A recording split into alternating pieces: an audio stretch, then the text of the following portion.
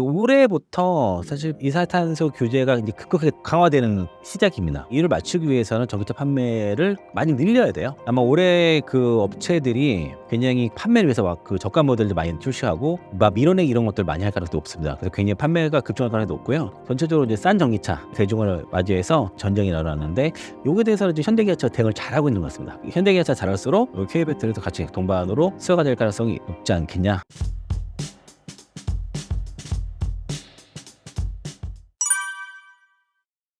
올해 전기차 시장의 기대감 중에 하나가 그 유럽 시장 같은 경우가 그 이산화탄소 규제 강화로 인해서 전기차 침투율이 급증할 것이다. 이게 되게 핵심 포인트고요. 그 올해부터 사실 그 이산화탄소 규제가 이제 급격하게 강화되는 시작입니다. 올해가 지난해 그까지보다도 올해 이제 급격하게 이제 강화가 되기 때문에 이를 맞추기 위해서는 전기차 판매를 많이 늘려야 돼요. 그리고 유럽 완성차 기업들이 이산화탄소 배출 기준을 맞추기 위해서는 이런 완성차 내에서의 포트폴리오를 최적화를 해야겠죠, 첫 번째는. 예를 들면은 뭐 SUV라든가 픽업트럭 이런 것들을 줄여야 되죠. 이산화탄소 많이 배출하니까. 세단 쪽을 좀 늘려야 될 것이고, 그러니까 지금 이산화탄소가 덜 배출하는 차를 또 생산하는 게 나을 것이고, 아니면 더 효과적인 거는 전기차라든가 하이브리드 판매 비율을 높여야 되는데, 하이브리드가 전기차에 비해서는 이런 이산화탄소 배출 하는 것들이 효과적이지 못해요. 그래서 전기차 판매 비중을 높여야 된다는 것이고요. 또 하나가 그 여러 업체가 풀링 방식으로 해 가지고 같이 합쳐야 돼요. 같이 연합을 해 가지고 볼보라든가 테슬라와 같은 경우도 같이 풀을 구성해 가지고 같이 거기에 대해서 이제 이제 벌금을 같이 내는 형태로 해 가지고 아마 진행이 될 것으로 예상이 돼서 아마 올해 그 업체들이 유럽 업체들이 굉장히 그 판매를 위해서 막 그 저가 모델들 많이 출시하고 막 밀어내기 이런 것들 많이 할 가능성도 높습니다. 그래서 굉장히 판매가 급증할 가능성이 높고요. 예, 요게 지금 그 한국투자증권 자료인데 글로벌 EV 판매 여기는 올해 한 25% 좀 높게 보고요. 미국이 36%, 유럽이 41%까지 봅니다, 성장을. 그래서 이제 여기 인제 그 유니투자증권이 그 텔레그램에서 나온 코멘트를 보면은 올해 인제 유럽차 판매가 급증할 가능성이 있다라고 보는 이유가 지난해 판매 모델 수가 45 개였는데 올해 35개 이상이 추가된다는 겁니다. 특히 25,000 유로의 저가 모델이 출시가 인제 올해 재개가 되면서 이런 상황들이 2020 년도 당시 그 EU에서 전기차 자동차 이산화탄소 배출 규제를 처음 시행한 2020 년도와 유사하다는 거죠. 올해 이제 강화되지 않습니까? 그러니까 2019 년 대비해서 이런 이산화탄소 규제가 강화되고 그리고 신차 출시가 되고 됐는 게 2020 년도예요. 그때 테슬라 그때 막 나오고 했으니까요. 그래서 이게 2020 년도와 비슷하다. 이산화탄소 배출이 강화되는데 신차 출시도 되고 되는 상황이 비슷하다라고 얘기를 하는 것이고요. 그리고 지난해 인제 연말에 그 하반기에 완성차 기업들이 올해 많이 판매하기 위해서 지난해 판매를 좀 적극적이지 하지 않았다. 이렇게 얘기를 그렇게 판단하고 있습니다. 그래서 인제 요게 그 유로 전기차 판매 전망인데요. 그 전기차만 따로 떼어 온 거고 여기 이게 파란색이 독일, 영국이 확 올라가죠. 그리고 이제 프랑스 그리고 뭐 네덜란드 등이 있는데 요게 전기차만 딱 따로 온 거예요. 그래서 보면은 23 년도 24 년도 여기 좀 역성장이 나왔지 않습니까? 이렇게 부진했잖아요. 쫙 성장하다가 딱 요게 이제 캐즘인 거예요, 이런 부분들이. 그러다가 이제 올해부터 쭉 이렇게 올라간다고 보는 거니까 그 이유가 이 연비 규제에 있다라고 말씀드리겠고요. 뭐 이후에 그 연비 규제에 대해서 뭐 2035 년까지 전기차가 내연기관 판매 금리 이런 거에 대해서도 뭐 이렇게 그 어떤 노이즈가 있었지만은 결국에는 뭐 그 EU 집행위원회에서는 거기에 대해서는 완고하게 아니라고 얘기를 하고 있기 때문에 이산화탄소 규제 요거는 환경 규제 괜히 유지가 될 가능성이 높기 때문에 올해부터는 유럽 전기차가 판매가 상당히 회복 가능성이 높다. 이렇게 이런 식의 성장이 나온다고 하면은 유럽도 지금 중국 전기차에다 관세 때렸잖아요. 이런 것들이 유지가 그런 상황에서 우리가 이제 기회를 볼 수 있는 거니까 올해부터 좀은 회복에 들어갔다라고 좀 기대를 해 봐도 되지 않을까 싶고요. 올해 이제 유의미한 회복이 나타날 거다 보는 거는 이런 전기차 아까 25,000 유로 전기차가 이렇게 24 년부터 해서 올해 나오죠. 이렇게 좀 많이 나온다는 것이고요. 그래서 이런 연비 규제를 충족하기 위해서 이산화탄소 규제 충족하기 위해서 업체별로 인제 전기차를 얼마큼 더 팔고 내연기관차 포트폴리오 전기차 판매 비중이 어떻게 되는지에 대한 변화예요. 여기는 아까 앞서 25,000 유로 미만의 이제 차들에 대한 타임라인이고 예를 들면 폭스바겐 같은 경우에는 23년 기준으로는 내연기관차 판매 비중이 81%였는데 올해는 64%까지 줄여야 되고 반면에 전기차가 13%에서 30%까지 거의 2배 넘네요. 2.5배 정도 늘려야 되고요. 포드 같은 경우도 내연기관차 비중 85%를 해서 66%까지 줄이고 전기차 판매 비중이 5%였는데 23년도에 올해 23%까지 올려야 됩니다. 거의 5배 가까이 올려야 돼요. 4배 이상. 스텔란티스도 전기차 판매 비중이 12%에서 거의 2배 가까이 20%, 내연기관차 81에서 74%까지 줄여야 되고 BMW는 이제 좀 그래도 좀 팔고 있어가 좀 많이 올라가진 않는데 전기차 판매 비중이 20%에서 27%. 벤츠가 메르세데스 벤츠도 18%에서 전기차 판매 29%까지 올려야 되고 내연기관차 판매가 63%에서 51%까지 내려야 돼요. 그러니까 이제 이렇게 하려 그러면은 거의 지금 판매가 굉장히 오늘 많이 해야지. 그렇지 않고는 벌금을 내니까. 그래서 지금 많이 급하다. 현재 급한 상황이고 아마 이게 벌금으로만 다 때우기 쉽지 않기 때문에 크레딧을 사고 이런 것도 쉽지 않아서 아마 밀어내기 가능성이 상당히 있어요. 올해는 전기차를 좀 많이 싸게 할인하고 막 이런 식으로 해가지고 판매를 많이 하려고 할 것 같고, 요는 현대차 그룹의 전기차 출시 일정이고요. 요 북미가 있고 유럽이 있는데 일단 여기 우리가 오늘 지금 시간에서는 유럽 쪽으로 보기로 했으니까 유럽 쪽 일정으로 보면은 올해 이제 특히 현대차 같은 경우에는 아이오닉 9, 기아가 쭉 나와요. EV4, EV7, EV5, 8, 그 PV5 여기 쭉 나오고 여기 이제 제네시스도 내년에는 제네시스 라인이 나오고요. 기아 EV2가 내년에 나오네요. 그리고 27년도 이렇게 아이오닉 3랑 PV7까지도 나오는데 올해 많아요. 올해 이제 특히 이제 기아가 유럽 쪽에서 잘 먹힐 거예요. 그러니까 북미 쪽에서는 아이오닉 9 같은 거는 이제 북미 쪽에서 먹힐 만한 차고 기아 EV 시리즈는 사실 유럽 쪽에 좀 많이 먹히겠죠. 뭐 9는 없지만은 이렇게 이런 차들이 괜찮을 것 같아요. 그래서 이제 이런 현대차 그룹의 출시전 잘 보시고, 그래서 지금 전 세계가 현재 반값 전기차 전쟁이 있다라고 뉴스가 있습니다. 대체로 이제 글로벌 완성차 업체가 3천만 원 안팎의 소형 전기차 출시 경쟁에 돌입을 했고 올해의 유럽의 차 최종 후보 7개 모델 중에 5개가 소형 전기차였다는 겁니다. 그래서 현대차 인스터, 이제 캐스퍼 일렉트릭 모델, 유럽 모델이죠. 소형 전기차, 그리고 기아 EV3가 들어갔어요.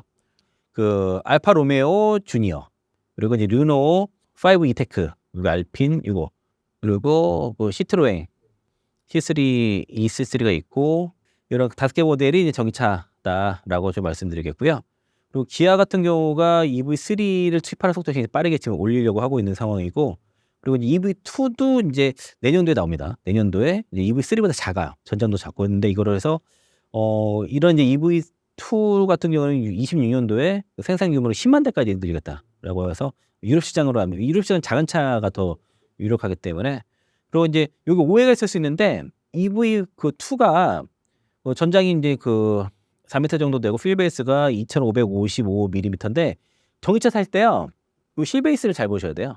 그러니까 전장보다도 휠베이스가 넓은 게 좋은 차입니다. 전장 대비해서 휠베이스가 넓어야 안에 실내 공간이 넓잖아요. 이걸 잘 보시고, 그리고 LFP 배터리를 장착한다는 얘기를 하는데 기본으로 NCM 3원계 배터리가 있고 여기 추가로 LFP 배터리 추가가 되는 거예요. 그러니까 이제 NCM 배터리가 빠지고 LFP 배터리 장착되는 게 아니라 둘 다 두 가지 모델이 있다, 이렇게 보시면 되겠고요.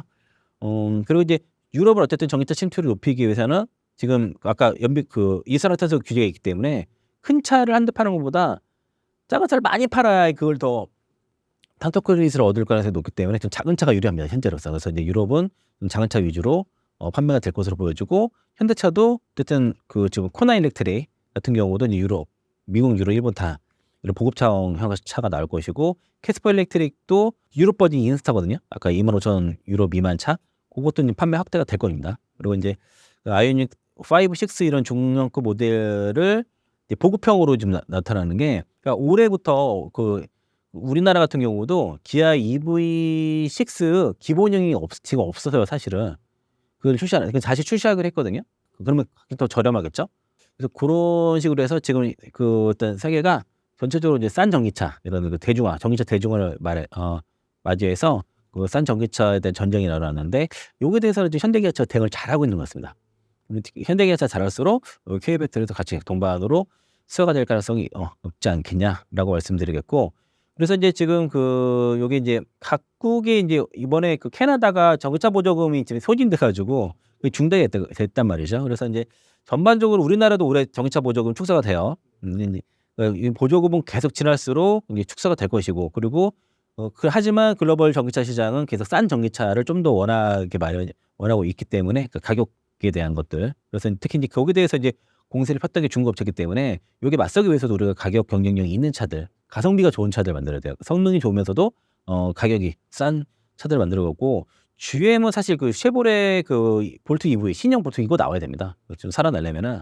물론 이거는 LFP가 들어갈 가능성도 있지만은 사실 GM의 전기차가 많이 팔렸던 게 사실 볼트 EV였거든요. 이게 신형 볼트가 나와야 될 것 같고, 폭스바겐도 ID.2가 나옵니다. 그래서 인제 27년도 정도 나올 것으로 예상을 하고 있고요. 그래서 특히 이제 현대기아차의 앞으로 행보를 우리가 좀 주목하고, 여기에 대해서도 국내 K배터리도 수혜를 같이 우리가 기대해 봐도 좋지 않을까라고 말씀드리겠고요.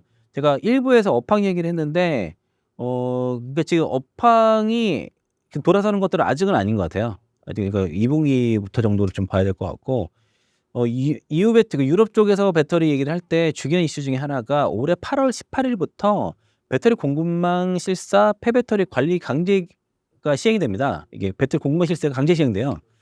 여기 이제 EU 배터리법이라고 해 가지고, 그래서 인제 배터리 활성화 물질에 코발트, 뭐 천연 흑연, 리튬, 니켈 이게 포함된 경우에는 배터리 제조 수입 업체에 대한 공급망 실사 조사를 하게 돼 가지고, 여기서 요 세 가지에 대해서 이게 쭉 조사를 하게 돼요. 뭐 배터리 기업에 대한 실사 정책 채택 및 커뮤니케이션, 그리고 강력한 기업 경영 시스템 구축 및 실사 정책 지원, 업스트림 공급망의 리스크 파악 및 평가 대응 전략 설계 이렇게 되는데, 이거 여기서 들어가는 게 뭐냐면은 인권이라든가 노동권 문제 이런 것도 조사하고, 토양, 물, 공기 이런 것도 오염 문제 없는지, 공중보건 문제 있는지 이런 ESG 관련 요소가 포함이 되기 때문에 중국업체들한테 굉장히 불리한 요소입니다. 그런 거 그렇게 문제가 되는 썼을 때는 이제 규제를 받게 되는 것이고, 그래서 상대적으로 ESG 규제 강도가 낮아서 중국 원자재 그런 베이스 제조사들이 규제를 앞으로 받을 가능성이 높다. 이게 그러면 결과적으로는 국내 업체들한테 수혜가 될 것이고요. 배터리 여권법은 2027년도에 시행이 되기 때문에 아직은 좀 먼 이슈입니다. 조금 시간이 필요한 건데, 여기서 인제 배터리 안에 성능, 뭐 원료 구성이라든가 사용 비율 이런 것을 다 따지는 거거든요. 그래서 이제 배터리에 대한 앞으로 의무화하겠지만 아직은 27년도 얘기니까 요거 그때 가서 문제고, 이런 규제가 어쨌든 타이트하게 시행이 되면 될수록 EU도 미국과 마찬가지로 중국 배터리에 대한 밸류체인 의존도를 낮추려고 할 겁니다. 이런 것들이 계속 확대가 되게 될 것이고, 그렇게 되면은 이제 중국 업체들도 만약에 이제 유럽에서 계속 장사를 하려면은 유럽의 새로운 공급망을 해야겠죠.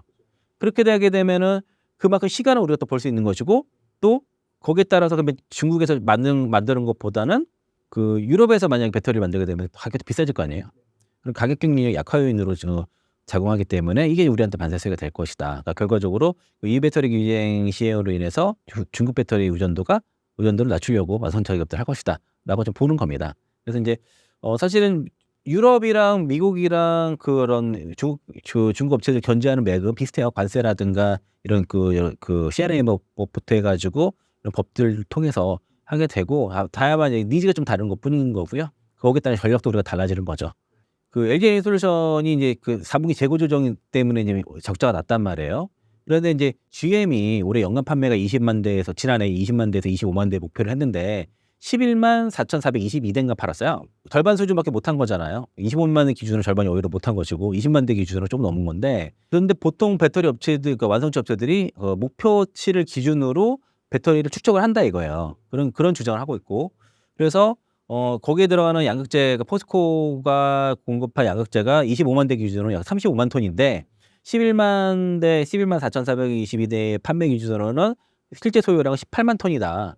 그러면은 나머지가 남는 물량이라고 해서 재고 조정이 뭐 내년까지도 갈 수 있다라고 이렇게 얘기를 했는데, 여기서 문제가 뭐냐면 포스코 퓨처엠의 LG 엔솔에다가 제출한 캐파가요, 지난해 11만 4천 톤이에요. 근데 올해도 11만 4천 톤이에요. 지난해 공장 가동률이 50%대 남짓해 가지고 6만 톤, 연간 6만 톤 생산했거든요. 그러니까 실적이 안 좋죠. 25만 톤이 만약에 다 팔렸을 때 그만 공급했으면 이런 식으로 실적 나오지 않아요. 그러면 이제 실제 공급하는 게 6만 톤 정도로 공급했다는 얘기예요. 그리고 이제 LG화학도 같이 공급이 들어가는데 LG화학 같은 경우가 지난해 14만 톤이고 올해 16만 톤, 26년도에 20만 톤 하겠다는 건데 그러면은 LG화학과 포스코프체민 캐파 합쳐도 25만 4천 톤이거든요. 그럼 35만 톤은 어떻게 지난해 공급했다는 물량이 그것도 포스코 혼자서 공급했던 물량 35만 톤이라고 하는데 어떻게 공급하는 겁니까 도대체?